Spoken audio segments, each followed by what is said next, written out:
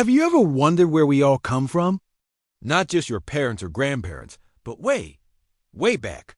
I'm talking about the very beginning of the human story. It's a tale more epic than any movie, stretching back millions of years. Let's rewind the clock and explore the incredible journey of how mankind was born. Our story starts not with us, Homo sapiens, but with our ancient ancestors in Africa. Imagine a world very different from today, teeming with strange creatures. Around 6 to 7 million years ago, a crucial split happened. One branch of apes would eventually lead to modern chimpanzees, our closest living relatives. The other branch? Well, that was us. Our journey had begun. The first big step for our lineage was literally a step.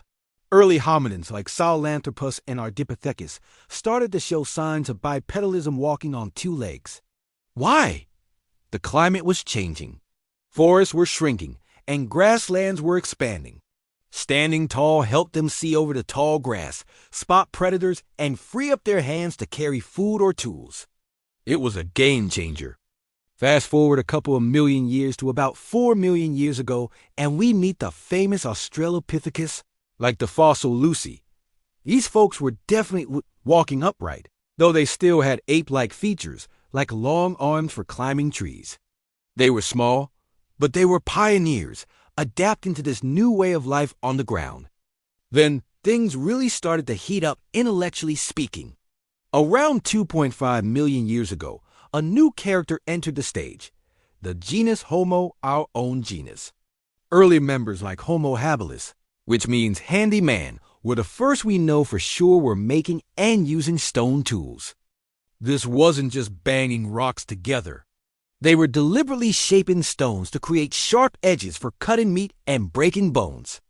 This was the dawn of technology, a fundamental shift that gave our ancestors a huge survival advantage. Next came Homo erectus, the upright man. These weren't just survivors. They were explorers. Emerging around 2 million years ago, they had bigger brains and more modern-looking bodies. They were the first of our ancestors to leave Africa, spreading across Asia and Europe. And they harnessed one of the most powerful forces of nature, fire. Controlling fire meant warmth, protection from predators, and the ability to cook food, which unlocked more nutrients and fueled the growth of their ever-expanding brains. For hundreds of thousands of years, different human species coexisted on Earth.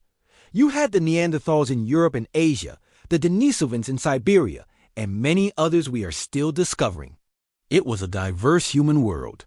Finally, around 300,000 years ago, back in Africa, a new species appeared, Homo sapiens. That's us. We had lighter builds than our relatives, and most importantly, a very large and complex brain housed in a distinctively shaped skull. This brain power gave us the ultimate edge. We developed complex language, created art, formed intricate social networks, and innovated like never before.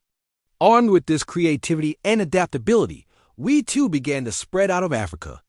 As we traveled, we met and sometimes interbred with other human species like Neanderthals. But ultimately, our species was the one that thrived and populated every corner of the globe. Why did we succeed where others didn't? That's one of the biggest questions in paleoanthropology, but it likely has to do with our unique capacity for symbolic thought, cooperation, and passing down knowledge. From a small group of apes taking their first wobbly steps on 2 feet to a species that can explore space, the birth of mankind is a story of resilience, innovation, and endless curiosity.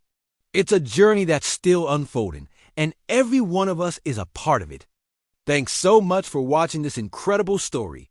If you enjoyed this journey back in time, don't forget to like, subscribe, and hit that notification bell for more adventures into our amazing past.